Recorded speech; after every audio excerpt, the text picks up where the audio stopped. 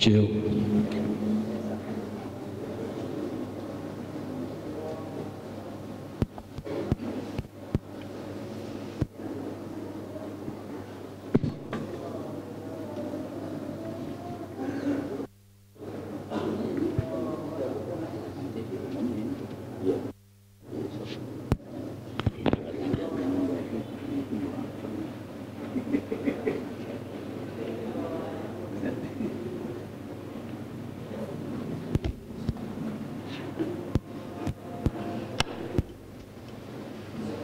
Cik.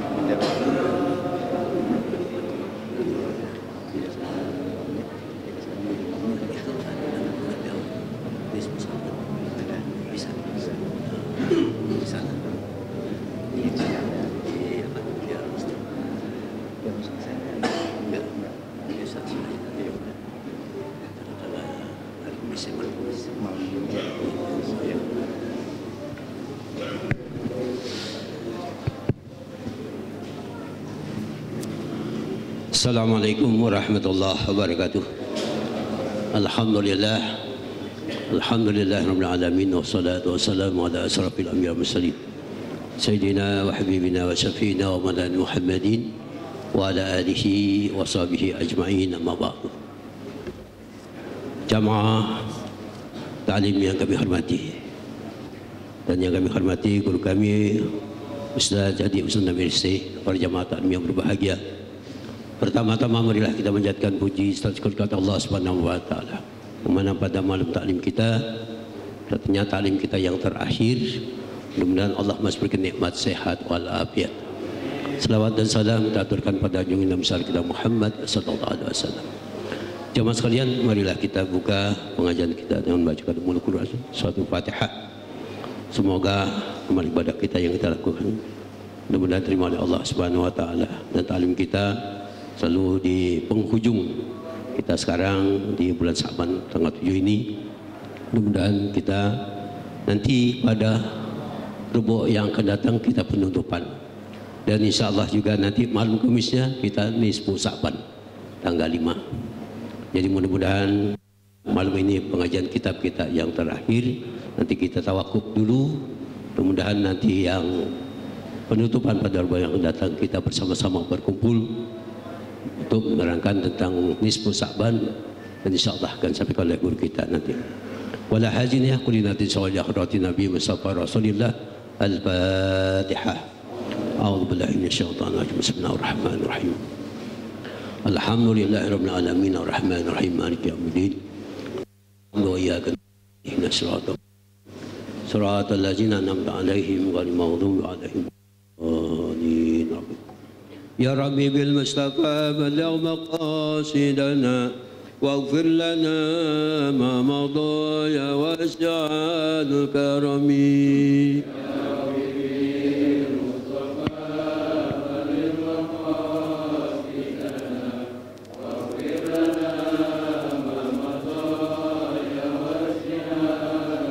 يا أكرم الخلق ما لمن ألوذ به سواك عند خلول الحادث العميم.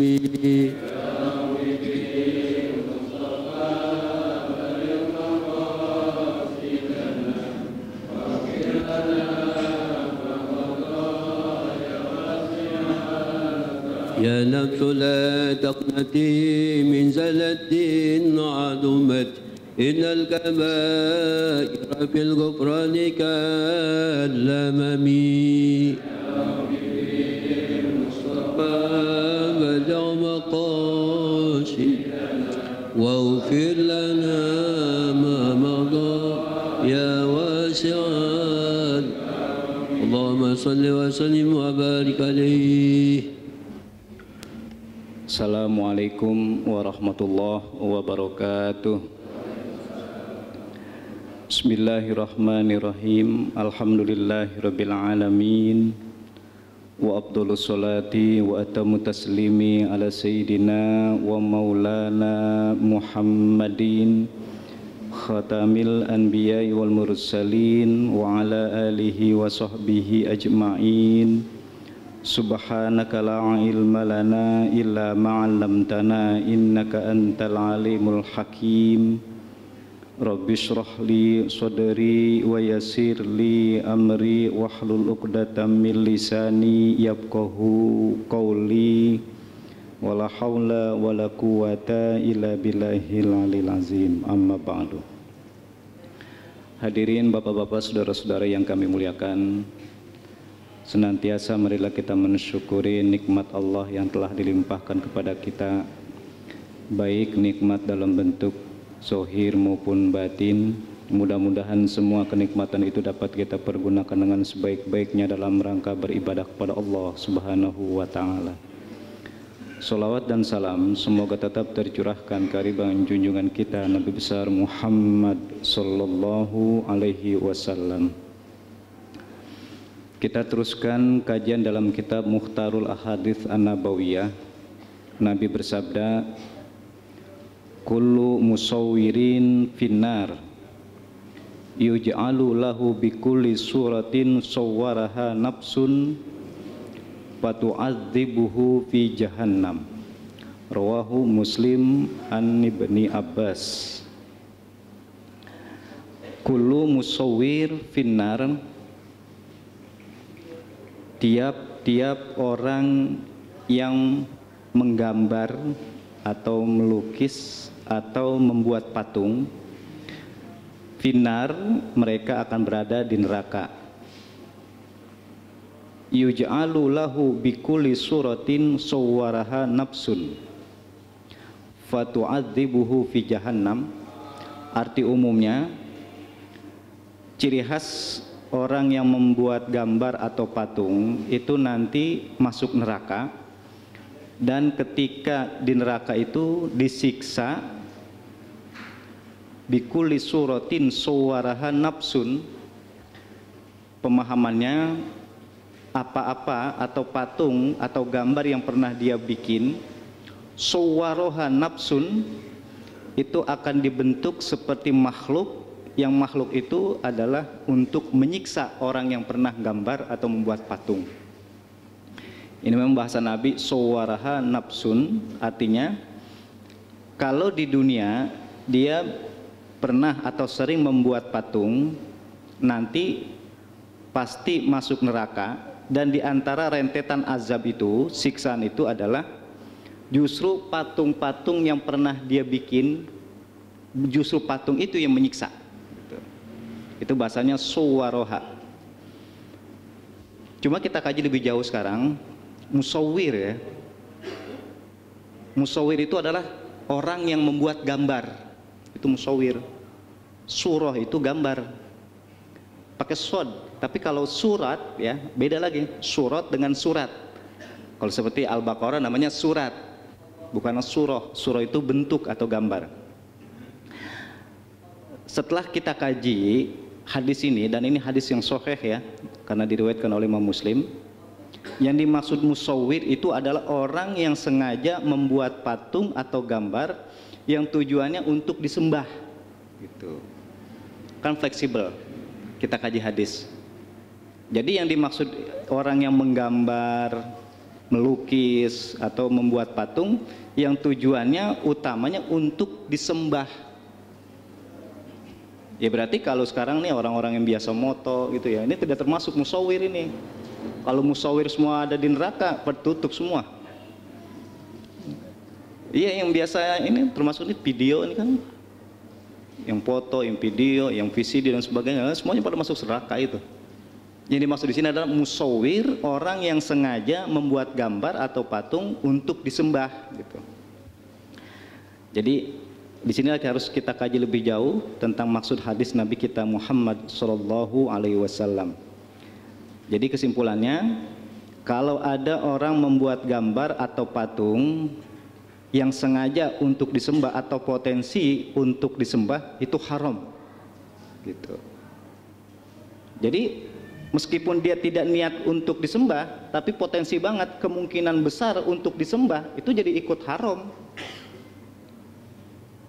Jadi bahasanya dia menyiapkan untuk berbuat kemusyrikan. Kayak sekarang nih lagi ramai masalah kondom. Kondom, ini kan Menteri Kesehatan mempunyai program untuk menggratiskan kondom. Mungkin ya niatnya baik. Jadi daerah-daerah tertentu yang mungkin resiko penyakit atau seksualnya itu akan menjadi rusak, ya, itu dikasih kondom gratis.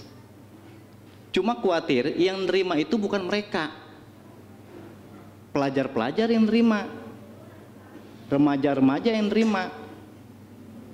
Jadi ada bahasa yang begini, udah dah daripada dia pada hamil, daripada bunting, ada kondom gratis.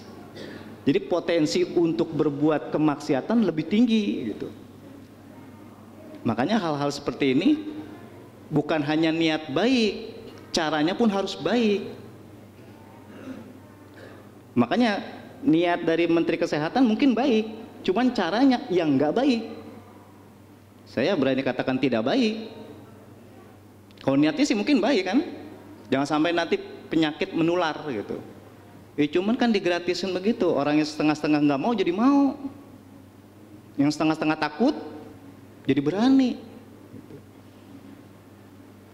Itu dalam bahasa kaidah usul fikih ada namanya darul mafasid muqaddamun ala jalbil masoleh. Diutamakan menghindarkan kemaksiatan, kebahayaan dan sebagainya ketimbang mencari kebaikan. Gitu. Itu kaidah usul fikih begitu. Ya, jadi sama di sini. Ini kita aktualisasinya begitu. Jadi orang yang katanya masuk neraka adalah orang yang sengaja membuat gambar atau patung untuk disembah. Atau dia niatnya bukan untuk disembah, tapi potensi banget untuk disembah. Itu haram. Dan bahasa Nabi, kullu musawwir finnar, berada di neraka gitu. Ada ulama dari Syria, Dr. Mustafa di Bulbugho, beliau ini ahli hadis. Di dalam buku-buku beliau lebih banyak hadis yang membahas masalah akidah atau fikih. Beliau termasuk ulama yang mengharamkan foto. Bukan patung saja, foto beliau haramkan. Ada pengecualian, foto untuk KTP nggak apa-apa, untuk paspor nggak apa-apa. Tapi foto-foto yang bukan untuk kebutuhan ini beliau haramkan. Keras dan tegas. Dan itu yang kita perlukan ulama. Artinya apa? Memang saya hampir 3 tahun ikut ngaji dengan beliau. Kata beliau jawabannya, kenapa ketika orang Arab itu bilang Sayyidi, tuanku, tuan doktor, dokter Mustafa di Bulbugho mengharamkan foto surah. Kata beliau begini, kalau untuk kebutuhan syahsia, untuk KTP, paspor dan sebagainya itu diperbolehkan. Tapi kalau sekedar untuk pajangan, itu potensi untuk disembah. Contoh kecil saja, foto orang tua atau tokoh masyarakat yang asalnya untuk ingat kebaikan-kebaikan beliau berubah total kadang-kadang. Bukan untuk diingat, malah disembah, diminta-minta. Itulah zaman jahiliyah modern, kata beliau. Dulu kan zaman jahiliyah begini, zaman jahiliyah bukan orang nggak pinter, zaman jahiliyah itu akidah jauh, pemahaman jauh dari kebenaran, pemikiran jauh dari kebenaran. Kalau ada orang tuanya meninggal, itu mereka buatkan patung. Kalau ada tokoh masyarakat yang meninggal, mereka bersama-sama membuat patung tokoh masyarakat tersebut. Ada kejadian-kejadian mereka mintanya kepada patung itu, seakan-akan mereka masih hidup. Makanya asli berhala-berhala itu patungnya sesuai siapa yang dulu disembah, siapa yang dulu yang menjadi tokoh, siapa yang dulu menjadi orang tuanya. Makanya bentuk patung-patung itu ya sesuai dengan orang tuanya, yang sesuai dengan tokoh masyarakat. Makanya zaman jahiliyah itu menyembah berhala karena dulu kebiasaan masih hidup, minta-minta kepada orang tuanya, minta-minta kepada tokoh masyarakat. Ketika udah mati dibuatkan patung. Berarti di sini sudah melenceng. Sama foto-foto orang tua kita, foto-foto tokoh masyarakat kita, kalau di situ menyebabkan kita menyembah, haram hukumnya. Tapi kan di dalam masalah kemusyrikan tipis. Antara kita mengingatkan untuk berbuat baik, contoh di rumah kita ada foto orang tua kita, kan maksudnya biar kita berbuat baik, ingat dengan kebaikan orang tua kita. Tapi seperti saya bilang tadi, tipis, kadang-kadang dipakai buat kemusyrikan. Kita langsung saja contoh, umat Islam banyak ziarah kubur, dari rumah niatnya baik, tapi ke kuburan mintanya kepada yang dalam kubur. Mari kita bahas sedikit pemahaman Wahabi. Ada ulama, Dr. Wahbah Zuhaili, ahli fikih beliau, lagi-lagi dari Damaskus, Syria. Beliau itu menulis buku tentang Syekh Abdul Wahab, kalau yang populer sekarang namanya Wahabi. Abdul Wahab ini, Syekh Abdul Wahab, itu rentetannya ikut mazhab Imam Ahmad bin Hambal. Imam Ahmad bin Hambal itu adalah 4, bahkan termuda dari imam mazhab fikih. Kan imam mazhab fikih ada 4, Hanafi, Maliki, Syafi'i, Hambali. Imam Ahmad bin Hambal, mau disebut Imam Ahmad boleh, Imam Hambali boleh, ya. Beliau ini ahli fikih yang sangat-sangat make banget sunnah Nabi. Itu terkenal beliau. Pokoknya sunnah Nabi dipakai banget sama beliau. Imam Ahmad bin Hambal. Salah satu pemikiran beliau yang cemerlang, itu beliau tidak begitu sependapat dengan ulama-ulama yang membolehkan ziarah kubur. Kenapa? Potensinya musyrik, potensinya minta kepada yang dalam kubur. Inilah yang dipakai oleh ulama-ulama hebat semacam Imam Ibnu Taimiyah, Imam Ibnu Qayyim al-Jauziyah. Patokan beliau begini, nanti Syekh Abdul Wahab itu ngikut mazhab Imam Ahmad bin Hambal. Pemahamannya, kita kembali ke hadis. Kata Nabi, kuntu nahaitukum an ziyaratil kubur ala fazuruha. Aku pernah melarang kalian ziarah kubur, tapi sekarang ziarahilah. Redaksional hadis ala fazuruha, sekarang ziarahilah, itu perintah. Tapi perintah itu terjadi setelah larangan. Kan Nabi ngelarang dulu, baru perintah. Kaidah atau pedoman usul fikih, al-amru ba'dan nahi lil ibahah.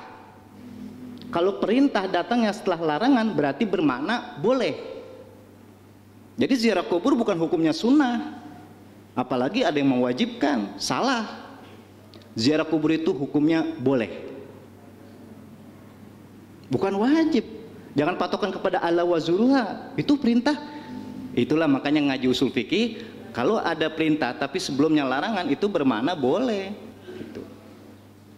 Samalah begini, wahai orang laki-laki, nikahilah perempuan 1, 2, 3, 4. Pain khiftum alla ta'dilu fawahida. Redaksi perintah untuk 2, 3, 4 itu ada larangan dulu. Larangan apa? Kalau takut untuk berbuat adil, atu aja. Berarti kalau mau punya bini 2, 3, 4 bukan perintah. Itu kalau dalilnya perintah, mereka aja udah kebangetan. Padahal itu statusnya adalah mubah, boleh doang. Makanya nggak ada orang nikah yang kedua, yang ketiga, yang keempat disebut namanya sunnah, enggak. Nikah yang sunnah itu yang pertama. Makanya kalau mau punya bini 2 nih, 3 nggak boleh alasan sunnah. Yang sunnah itu yang pertama.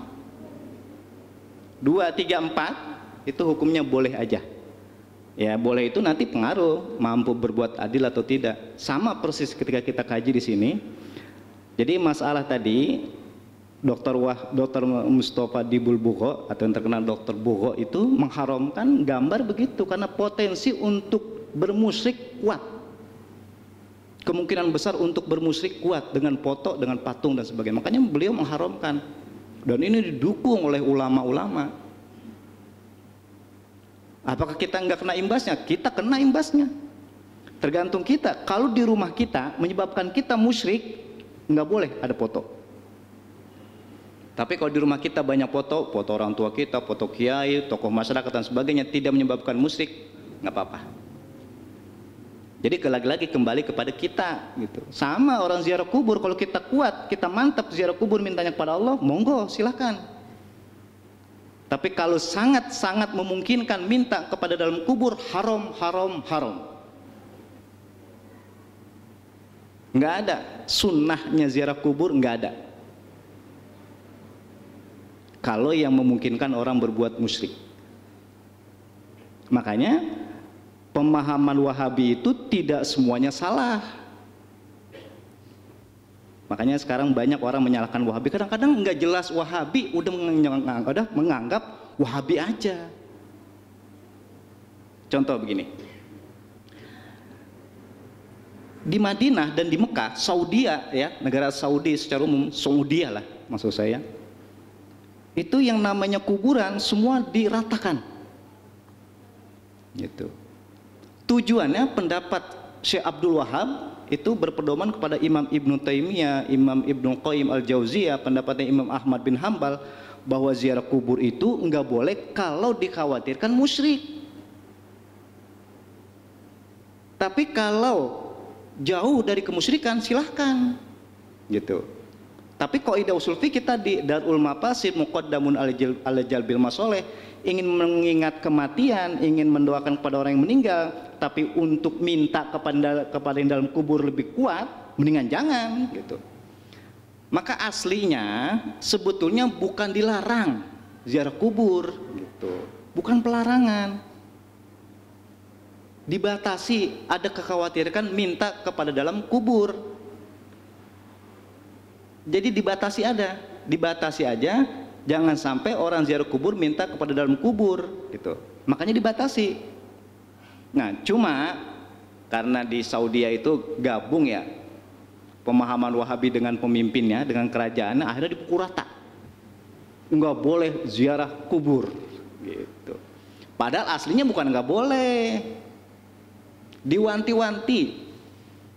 Jangan ziarah kubur kalau minta kepada dalam kubur, tapi kalau minta tetap kepada Allah, kepada yang meninggal atau kuburan sekedar untuk mengingat, silahkan.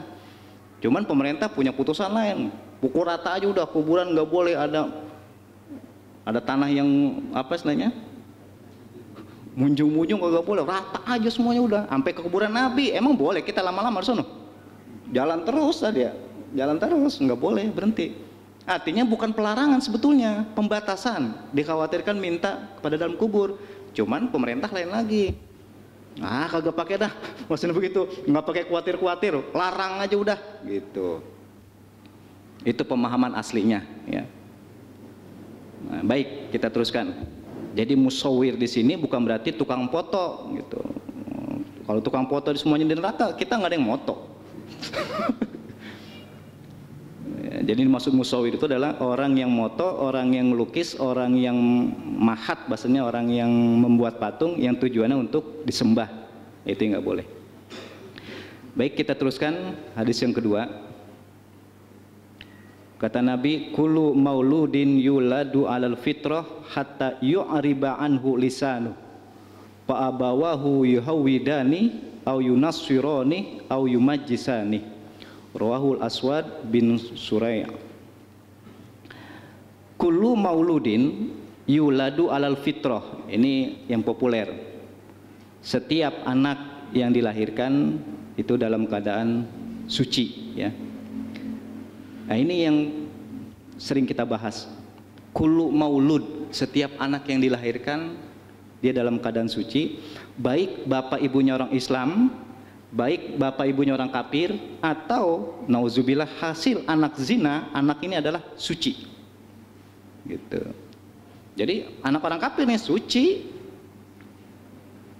anak Bani Israel selagi dia belum balik suci, anak orang kafir suci, anak hasil zina suci gitu. Makanya tidak ada istilahnya anak haram jadah, nggak ada. Anak itu semua bersih, suci ya. Makanya kata Nabi, hatta yu'riba anhu lisanu. Ini saya sedikit bahas masalah nahwu ini. Yu'riba itu mirip-mirip dengan arafa. Aroba itu mirip-mirip dengan Arafah. Arafah itu mengenal Arafah. Makanya Arafah itu tempat perkenalan, pertemuan lagi antara Nabi Ibrahim dengan istrinya, dengan anaknya, namanya Arafah. Aroba itu mirip-mirip. Jadi diartikan ketika dia bisa memutuskan perkara, atau ketika dia sudah tahu posisinya, ketika dia sudah mencapai balik bahasanya. Makanya pakai fi'il mudhari. Enggak bilang aroba, akan tapi yuk riba. Hatta itu litarahi, berarti bukan ketika baru lahir dia sudah diputuskan menjadi orang yang apa istilahnya maksiat, enggak. Anak yang belum balik berbuat maksiat belum ada dosanya. Anak yang belum balik berbuat baik belum ada pahalanya. Contoh, anak-anak kita nih, kita ajak ajarin puasa, ajarin sholat, itu bukan pahala buat mereka, pahala buat kita yang ngajak, pahala buat kita yang ngajarin. Tapi kebalikan, kalau dia berbuat maksiat nggak ada dosanya, karena belum ada jatah pahala, belum ada jatah dosa gitu. Nah di sini anak itu yang baru dilahirkan statusnya adalah suci. Sampai kapan statusnya bisa mendapat pahala dan statusnya bisa mendapat dosa? Hatta yu'riba. Hatta itu kalau kemasukan fi'il mudhari maka akhir dibaca fathah. Asalnya yu'ribu, tapi karena kemasukan hatta yu'riba gitu. Seperti yasjudu, hatta yasjuda ya. Itu artinya fi'il mudhari kalau kemasukan hatta berarti akhir dibaca fathah. Ini cara ngaji jurumiyah. Maksudnya yang saya teruskan cara ngaji nahwu di sini itu namanya litarahi gitu. Jadi bukan berarti orang habis lahir mendapat dosa, mendapat pahala, enggak. Akan tapi ditunggu nanti sampai dia balik gitu. Ini dalil yang jelas bahwa anak selagi dia belum balik itu tidak berhak mendapat dosa dan tidak berhak mendapat pahala. Kemudian kalau kita kaji pelan-pelan ya, di dalam Al-Quran, di dalam hadis, itu kalau anak disuruh berbakti kepada ibunya, kita nih semua, anak laki-laki atau perempuan, itu disuruh berbakti kepada ibunya. Tapi dibalik, kita sebagai orang tua, bapak disuruh membimbing anak. Oke lah, sekarang gini, maksud saya biar mudah. Di dalam Al-Quran nggak ada, atau di hadis nggak ada ibu disuruh membimbing anak, nggak ada. Ibu ya, nggak ada. Jadi yang disuruh membimbing anak itu bapak. Malah anak disuruh sayang bukan kepada bapak, kepada ibu. Hah? Dibalik kan? Banyaklah di dalam ayat, di dalam hadis. Jadi bahasanya bapak itu disuruh ngebimbing anak. Tapi kebalikan, anak disuruh hormat kepada ibu. Kalau mau enak kita nih, kita oke lah disuruh membimbing anak, tapi anak disuruh hormat sama bapak, kan gitu yang enaknya. Tapi enggak. Bapak disuruh membimbing anak, anak disuruh hormat kepada ibu. Itulah emang bapak bagian begitu dah. Ini kita ngaji Al-Quran, kita ngaji hadis melalui tafsir, melalui penjelasan-penjelasan ulama menjelaskan tentang hadis Nabi begitu. Dan ini salah satu hadis dalil bahwa bapak itu wajib membimbing anaknya. Gitu. Jadi anak yang masih suci tadi itu akan menjadi Nasrani, akan menjadi Majusi, atau akan menjadi Yahudi, itu tergantung bapaknya, bukan tergantung emaknya. Bapaknya gitu. Kayak air putih, ntar mau disiin warna hijau, warna putih, macam-macam dan sebagainya. Ya sama, bapak. Kalau emak, kenapa kok enggak gitu? Kita kembali dalam ayat-ayat suci Al-Quran. Itu ketika bicara hormatnya anak kepada orang tua disebutkan ibu, bukan bapak. Sampai bagaimana ketika ibu capek, dia hamil. Bahkan di dalam Al-Quran itu, anak disuruh hormat atau sayang kepada ibu, itu sebetulnya bukan ketika ibu yang sudah tua, masih muda disuruh sayang. Gitu.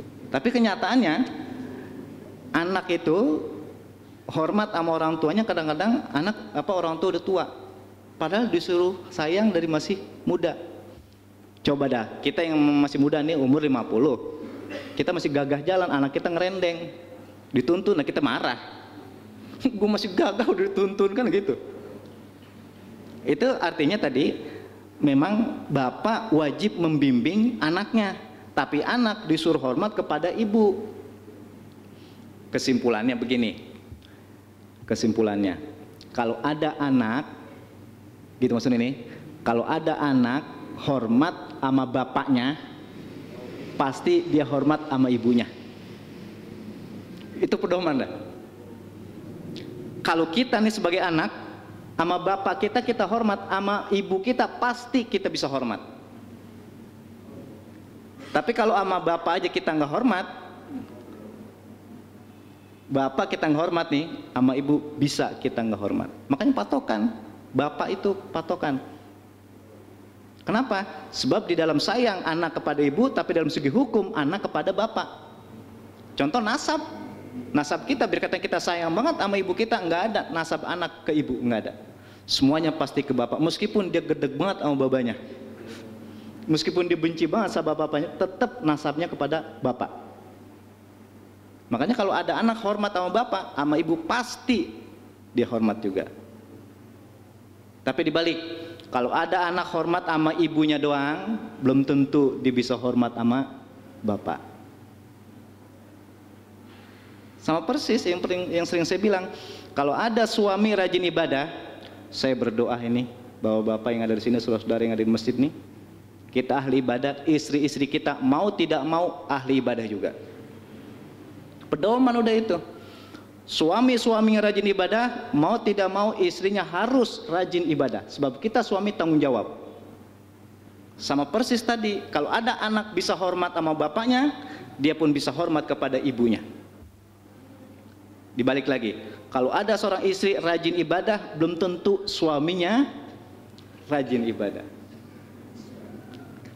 Bininya sih rajin banget ibadah, yang wajib, yang sunnah, majlis talim di mana aja pergi, suaminya nggak ibadah, nggak usah heran. Makanya pedoman suami, kalau suaminya rajin ibadah, kita lagi-lagi kita ini rajin ibadah, mau tidak mau bini kita rajin ibadah. Kalau bini kita nggak rajin ibadah, itu dosa akan numpuk kepada kita, gitu. Tapi dibalik, kalau bininya rajin ibadah, suaminya nggak ibadah, istri nggak ada tanggung jawabnya. Inilah bahasanya. Kenapa di dalam Al-Quran itu tadi kalau untuk hormat anak kepada ibu, tapi dalam segi hukum anak kepada bapak. Kalau ada anak hormat sama bapak, sama ibu pasti bisa hormat. Gitu.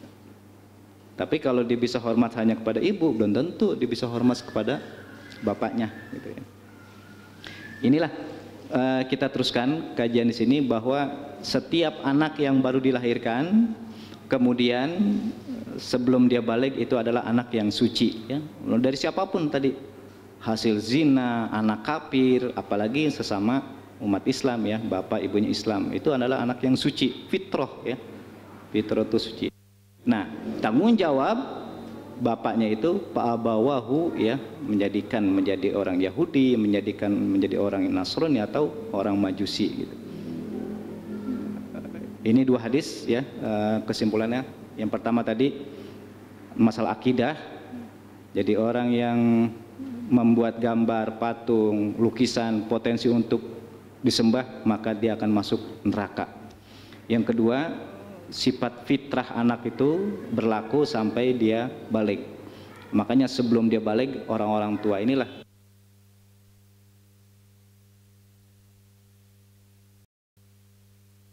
demikian. Silakan ada pertanyaan.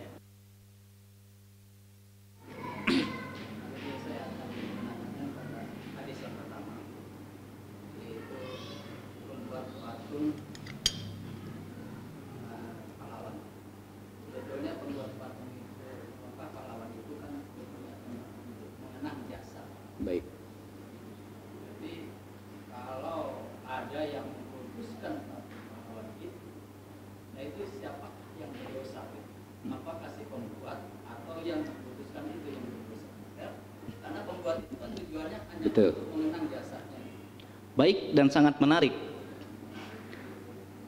Jadi kalau ada orang buat patung, buat gambar atau lukisan tadi ya, ini kan niatnya baik. Tapi kalau potensi atau sangat memungkinkan untuk disembah, nggak boleh. Gitu. Memungkinkan untuk disembah itu nggak boleh. Ini secara umum ya, membuat nih untuk dikenang, tapi menyebabkan disembah itu jadi nggak boleh. Gitu. Nah, tinggal kita lihat tadi, kalau memang itu dibuat patung pahlawan dan sebagainya, gitu ya, secara umum tidak ada yang menyembah. Ternyata masih ada yang menyembah. Jadi pembuatnya tidak termasuk hadis ini. Patung-patung pahlawan kan banyak, ya, yang Sudirman, ya, yang di Jalan Sudirman ada tuh. Iya, itu tidak termasuk yang di neraka, karena untuk mengenang aja, mencintai dan sebagainya. Tapi bukan untuk disembah. Ternyata ada orang yang menyembah, itu tidak termasuk. Nah, ini kata-kata potensi untuk disembah itu secara umum, gitu. Contohnya ada orang 199 semuanya nyembah, nah itu menjadi haram ya, katakan dosa. Tapi kalau sifatnya umum nggak apa-apa. Gitu. Baik, silakan.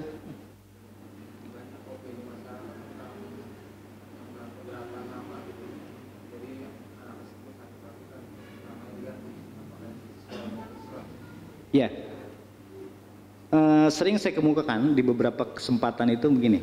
Jadi kalau orang tua memberi nama anak itu adalah doa. Kita yang ada sini nih, kita memberi nama anak itu doa udah. Kita mau nama anak kita siapa kayak, mau pakai bahasa Arab, mau pakai bahasa daerah, mau pakai bahasa yang kita tahu sendiri lah gitu ya. Itu udah doa gitu.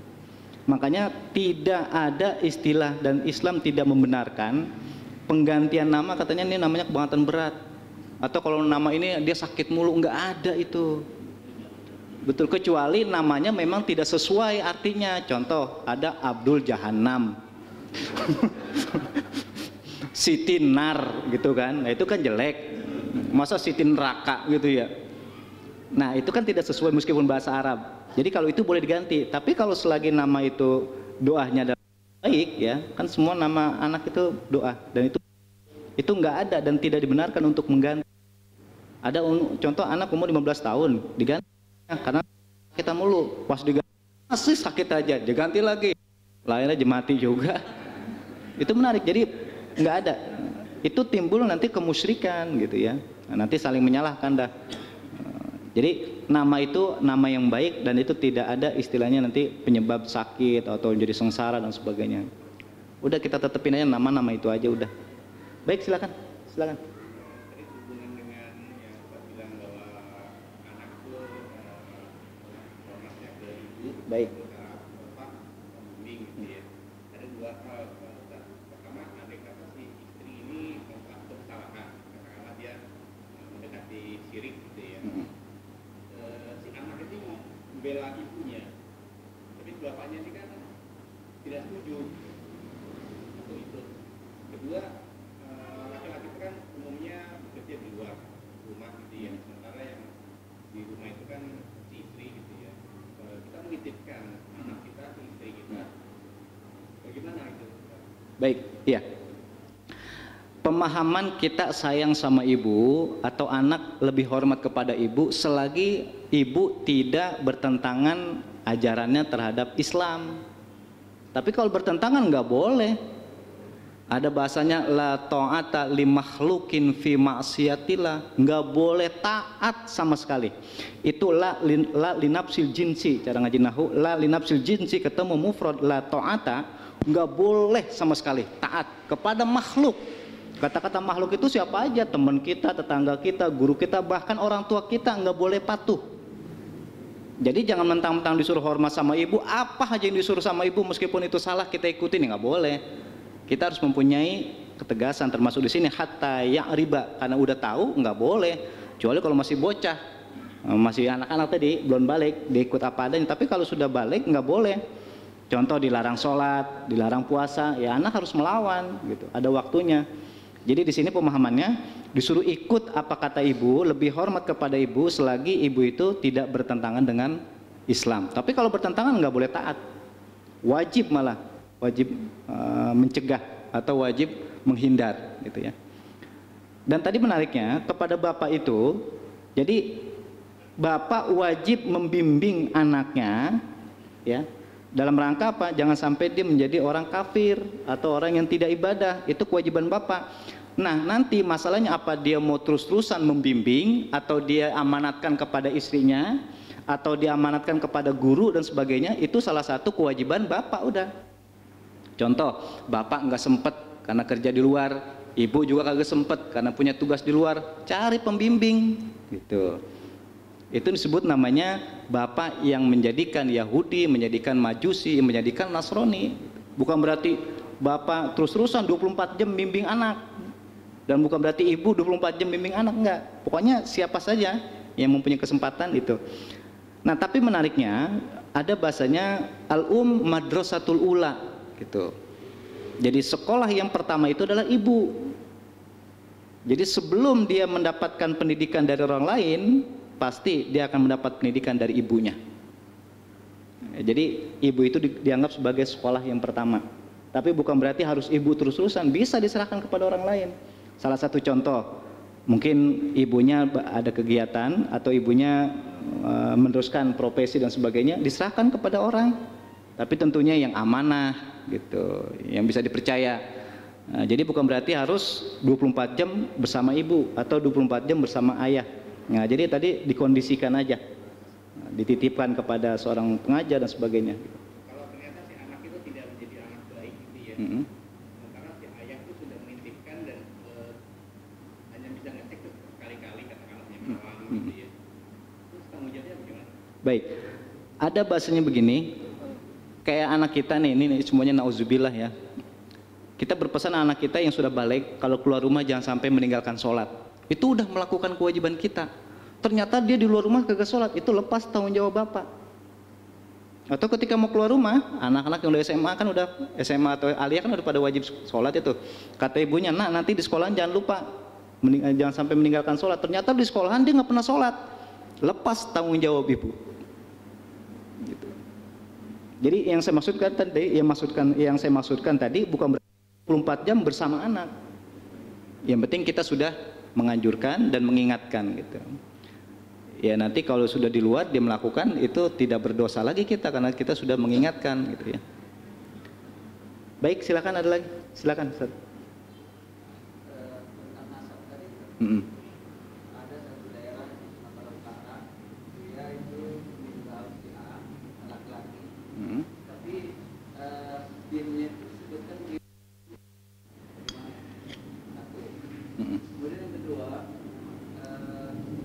gimana kalau kita anak kita di bawah umur atau imam berjemaah dengan kita, apakah dia ada pahalanya dengan berjemaah itu? Baik. Yang pertama, di dalam Islam anak lanang atau wedo, laki atau perempuan, nasabnya ke bapak, mutlak ke bapak. Jangankan kepada ibunya, kepada kakeknya, meskipun sama-sama laki, nggak boleh, harus ke bapak. Makanya kalau ada anak perempuan, ya contoh kecil nih ya, bapak ibunya pisah, cerai maksudnya gitu, ini anak mau nikah, itu tetap bapak kandungnya harus menjadi wali, meskipun sudah berpisah dengan ibunya. Itu nasab begitu. Kalau nasab itu nanti ketika perempuan dia berhak diwalikan oleh bapak aslinya, bapak kandungnya. Kemudian ketika meninggal bapaknya dia berhak mendapatkan warisan dan sebagainya. Itu nasab itu terus-terusan ya berlaku. Bahkan bukan di dunia saja, di akhirat. Jadi kesimpulannya nasab ke ibu nggak boleh. Ada bahasanya bapak yang tidak setuju atau bapak yang tidak mau mewalikan. Ya. Kalau anak perawan mau nikah, bukan perawan mau nikah, bapaknya bilang begini, saya tidak setuju dengan dia. Laki nih, saya tidak setuju dengan dia. Kalau kamu mau nikah juga, cari boleh nikah. Gitu. Tidak setujuan dia dan dia menyerahkan siapapun yang mau jadi wali silakan. Ya kita tinggal urut aja. Bapaknya nggak mau, masih ada kakeknya nggak, kakek wali. Kalau kakeknya nggak mau juga, ke saudara laki-lakinya. Saudara laki-lakinya nggak, pamannya. Gitu.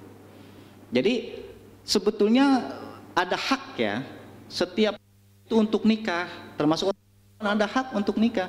Maka kasar saya, jangan babak gitu, jangan tentang jadi dilarang. Itu ada tata caranya gitu. Jadi meskipun dia nggak setuju, oke dia nggak setuju, tapi hak untuk wali tetap ada, ini dia. Jadi bapak nggak mau kalau ini apa, contohnya gini kata yang perempuan tadi, jadi bapak nggak mau jadi wali kalau saya dia, ya udah lu cari, nggak apa-apa, cari, ada pelimpahan, cari wali lain. Setelah nikah sama dia, bapaknya tetap nggak setuju, biarin gitu. Cuman ya, nah maksud saya resiko kalau memang dia cari wali lain, resiko tuh dibiayain kagak, ya dikasih macam dan sebagainya. Makanya tadi yang saya mau teruskan, tapi kalau ada yang seperti ini ntar menjadi anak yang tidak taat kepada orang tua. Makanya di masalah nikah nih, menurut jumhur ulama, terutama Imam Syafi'i, itu wali mutlak bapak si perempuan, mutlak bapak si perempuan. Bahkan di dalam fikih, satu-satunya menungso, satu-satunya manusia yang boleh memaksa perawannya untuk nikah cuman bapak doang. Contoh nih, ada bapak mau nikahkan anak perawannya, anaknya nggak mau nih, bapaknya paksa, boleh. Cuman bapak doang yang boleh maksa, kakeknya nggak boleh, pamannya nggak boleh, cuma satu, bapaknya doang. Itulah kemutlakan hak bapak begitu, sampai kuat seperti itu. Makanya nasab harus kepada bapak, nggak boleh pindah kepada orang lain. Jadi kalau dia tidak mewalikan, itu boleh. Gitu. Cuman tidak taat kepada bapak, mungkin enaknya sekarang. Kusono ini kita nggak tahu ntar warisan putus. Ya baik, ya silakan. Ya.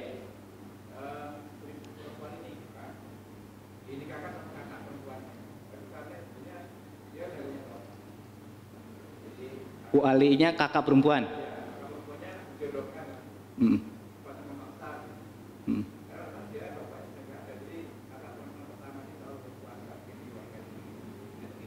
Baik, wali itu mutlak harus laki-laki, mutlak harus laki-laki. Urutannya bapaknya dulu. Kalau bapaknya nggak ada, kakeknya nggak ada, saudara laki-lakinya nggak ada, baru pamannya. Andai kata nggak ada juga, kemana aja nggak ada, wali hakim. Jadi nggak boleh perempuan, meskipun ibunya, jangankan kakaknya, jangankan bibinya, ibunya nggak boleh. Atau bapaknya nih punya istri empat menjadi wali, nggak boleh. Jadi wali itu adalah orang laki-laki. Makanya dalam bahasa Nabi, la nikaha illa biwaliyin. Itu mufrad, muzakkar, udah jelas. Satu orang laki-laki. Jadi tidak sah kalau ada perempuan diwalikan oleh orang perempuan, siapa aja.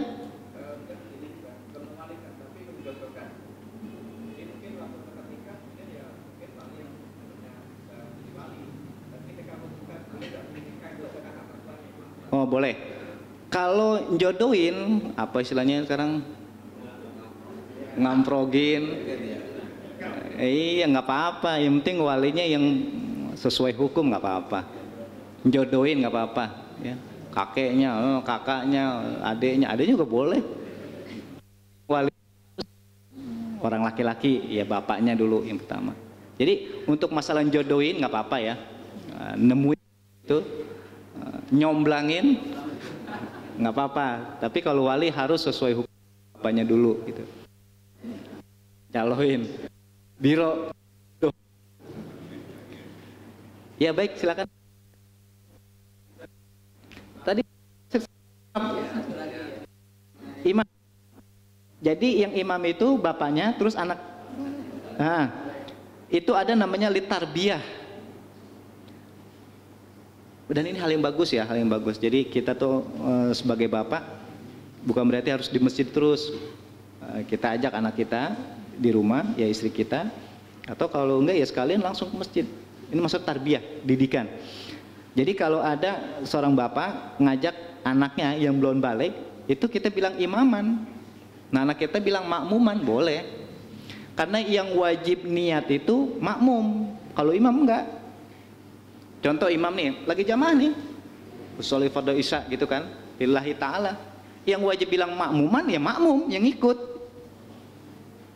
Kalau yang makmum bilang lillahi ta'ala juga ya kagak sah dia. Enggak sah jamaahnya, maksudnya ya sholat sendiri. Meskipun ramai-ramai ya dianggap sholat sendiri. Iya, pahalanya atuh. Jadi kalau imam nggak wajib bilang imaman, yang bilang wajib itu adalah makmum, bilang makmuman. Pakai bahasa Arab boleh, pakai bahasa Indonesia boleh. Nggak tahu pakai bahasa hati, pokoknya ngikut sholat dia aja gitu dah. Nah, itu boleh. Tapi di dalam fikih begini, di dalam kitab Kifayatul Akhir ya, karangan Taqiyuddin Ad-Dimashqi, kalau ada orang sholat, contoh Ustaz Lubis ini jadi imam nih, ada makmum bilang, saya niat sholat jadi makmum, imamnya Ustaz Lubis. Ternyata bukan Ustaz Lubis, Haji Muhammad, kagak sah. Iya, pakai nyebutin sih. Mendingan saya pokoknya ikut jadi makmum gitu aja udah. Jadi nyebut makmum itu yang wajib. Kalau imam nggak wajib. Makanya kadang-kadang kita sholat duluan nih sendiri. Tahu ada makmum ngikut nggak apa-apa. Kan kita bukan berarti ngulang niatnya. Tapi kalau kita tentuin kagak sah. Makanya jangan tentuin, jangan longok-longok lagi siapa sih imamnya. Ngikut aja, itu menarik gitu. Nah, untuk anak itu tadi dia belum ada hak untuk mendapat pahala dan dosa kalau dia berbuat maksiat. Tapi pahala lagi-lagi orang tuanya. Buat orang tuanya. Besok nih taraweh ya, Id dan sebagainya. Anak-anak kita ajak, ya mereka nggak dapat pahala. Kita yang ngajak. Kalau yang bapaknya ngajak ya bapak, yang ngajak ya emaknya. Kalau bapak emaknya ngajak ya dua-duanya dapat. Itu disebut namanya kita mengumpulkan nilai pahala dengan cara mengajak anak. Silakan, apa pertanyaan lagi? Musim, silakan.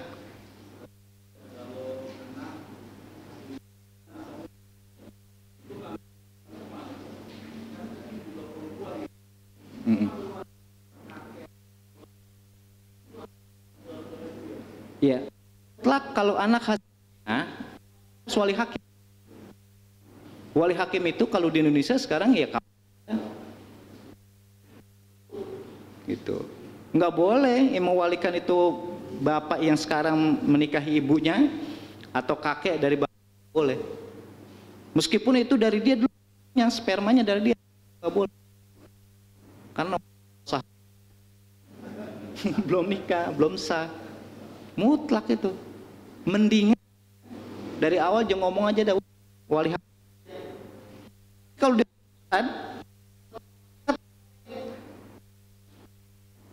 contohnya anak hasil zina, Ustaz aja dah, nggak boleh. Siapa? Wali hakim. Wali hakim itu ya KUA. Itu dah pemerintah. Kita kan untuk kali ini diwakili oleh KUA, gitu ya.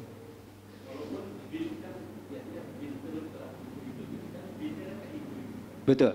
Itu sebetulnya sanksi buat orang tuanya yang berzina. Makanya nasabnya ke ibu. Tapi untuk nikah tetap harus orang laki. Nggak boleh ke ibunya.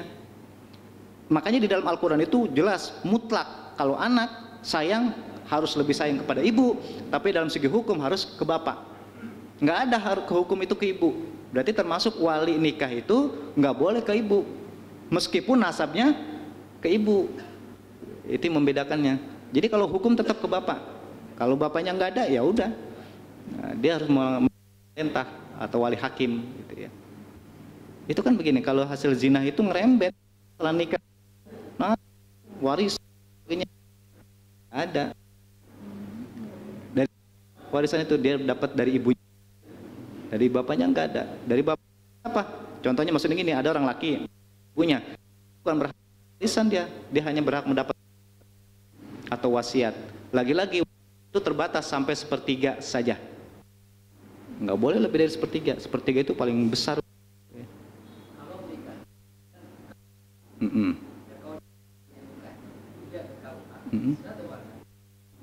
Ya. Siri. Ya maksudnya si anak. Ya. Nikahnya nikah siri gitu. Betul. Itu yang saya maksudkan tadi. Kalau anak, nah itu bukan ketika saja. Makanya akhirnya bicara dibilang sabil. Maksudnya terusan nikah, terus masalah nafkah, masalah warisan, seterusnya, masalah itu saat jelek, jadi aneh tuh, tamyiz cara orang ngaji. Apa nih sabila jalur nikahnya, jalur nafkahnya, jalur waris semuanya akan kacau gitu. Makanya termasuk kalau ada anak hasil zina itu, kalau dia mau nikah siri nggak bisa, harus tercatat, dan harus tercatat itu melalui wali hakim, mau tidak mau gitu. Saya ini ya secara mendetail ini khusus membahas masalah nikah siri nih, masih ada waktu nih, khusus membahas masalah nikah siri. Saya termasuk yang paling tidak setuju adanya nikah siri. Saya tidak setuju, bukan berarti tidak membenarkan gitu. Nikah siri itu tidak terpepet bukan karena darurat, jangan. Ini saya bicara depan ibu-ibu kemarin, saya bilangin itu nikah siri cuman kagak dibilang penzoliman kepada orang perempuan. Makanya kalau mau nikah jangan siri dah. Yang rahasia aja kadang-kadang ditutupin. Yang rahasia, yang terang-terangan kadang-kadang ditutupin. Makanya besar. Itu yang saya maksudkan tadi. Bukan setuju, bukan berarti tidak membolehkan nikah siri, tapi tidak setuju. Tidak setuju itu bukan berarti tidak membenarkan orang poligami. Makanya siapapun umat Islam yang tidak membolehkan poligami, dia bertentangan dengan dalam Al-Quran. Oma tobalakum minan nisa'i masna wa sulasa wa ruba. Sopone wong, siapa manusia yang menentang poligami, dia keluar dari ajaran Islam. Kalau masalah tidak setuju, ini yang saya maksud. Ada yang gak, kata orang perempuan dong, orang laki banyak yang gak setuju poligami. Kita berikan penghormatan gitu. Sama nikah siri ada yang ngajarin malah. Itu hanya iman sebetulnya perempuan. Kan nikah siri. Lagi entah kalau teman udah bosen, iya kagak ada. Kalau surat nggak ada, bagaimana meminta warisan ntar? Lah yang tercatat aja kadang-kadang suka dipalsuin, gitu. Makanya ini yang saya bilang, saya agak mau teruskan di sini. Itulah kita mau bicara masalah fikih, ya udah apa adanya, gitu. Makanya kata Nabi, aulim walau bisyatin, populerkan, sebarluaskan masalah nikah, meskipun cuma modal 1 kambing. Agak jangan. Pokoknya kurang baik dah, kurang nikah siri. Kadang-kadang yang banyak banget kan, yang ngajak-ngajakin luar biasa ya. Itu bukan berarti nggak boleh di dalam Islam, cuman kurang baik. Ya. Orang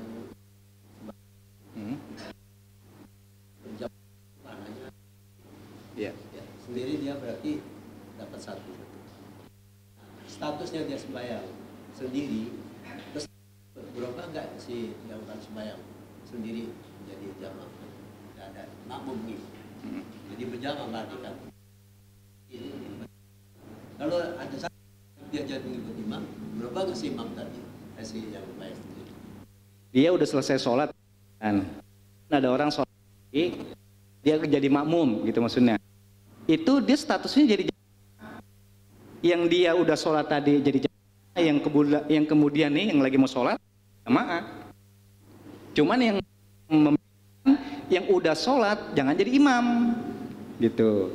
Contoh begini, kita sholat sendirian, kemudian kita selesai, ada orang mau sholat, ayo kita jamaah. Nah kita statuskan jamaah, kita dapat 27 derajat, tapi kita nggak boleh jadi imam karena kita udah sholat gitu. Jadi udah sholat jangan jadi, kita jadi makmum aja gitu. Kalau dia sendiri, saya sembahyang sendiri, ya kan? Saya sebut nyolek saya. Nah, ini belum rapi. Ya. Nah, itu yang maksudnya ya. Contoh sholat maghrib tadi 3 rakaat. Kita baru 1 rakaat, ada orang nyusul, nyolek kita. Kita colek, asal jangan kita nengok ke belakang, ada apa nih?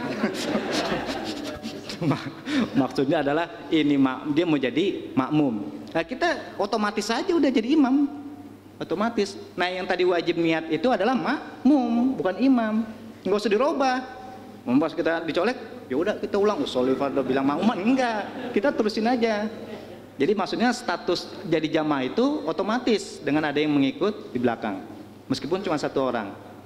Jangankan baru 1 rakaat, kita udah mau akhir nih. Udah mau akhir.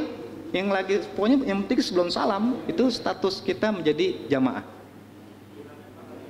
Sama, meskipun dia contohnya sholat maghrib tadi udah 3 rakaat dah, udah mau salam, statusnya jadi jamaah, dapat 27 gitu. Betul, jadi 27. Iya, ya silakan.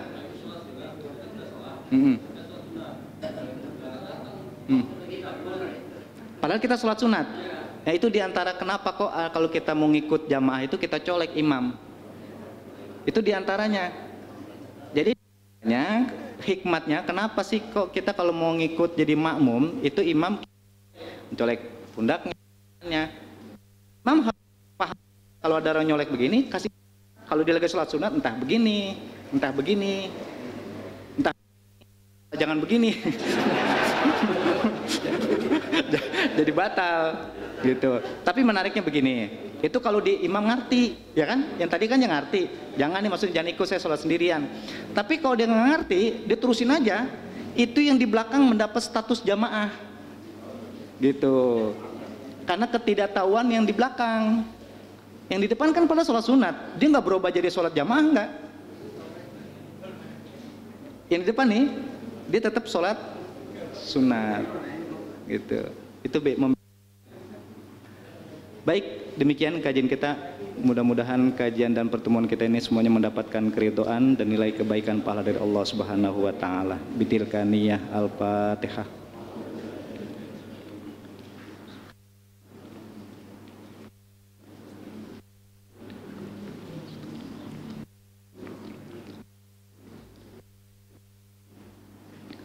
Astaghfirullahalazim, astaghfirullahalazim, astaghfirullahalazim, ya zal jalal wal ikram. Bismillahirrahmanirrahim. Alhamdulillahirabbil alamin. Allahumma shalli wa sallim ala sayidina Muhammad wa ala sayidina Muhammad. Allahumma ighfir lana dzunubana wa liwalidayna warhamhuma kama rabbayana shighara. Allahumma anfa'na bima 'allamtana wa 'allimna ma yanfa'una wa zidna ilman wa amalan mutaqabbalan bi rahmatika ya arhamar rahimin. Rabbana taqabbal minna innaka antas samiul 'alim wa tub 'alaina innaka antat tawwabur rahim. Rabbana atina fid dunya hasanah wa fil akhirati hasanah wa qina adzabannar. Wa sallallahu ala sayyidina Muhammadin wa ala alihi wa sahbihi wa sallam. Alhamdulillah. Alamin.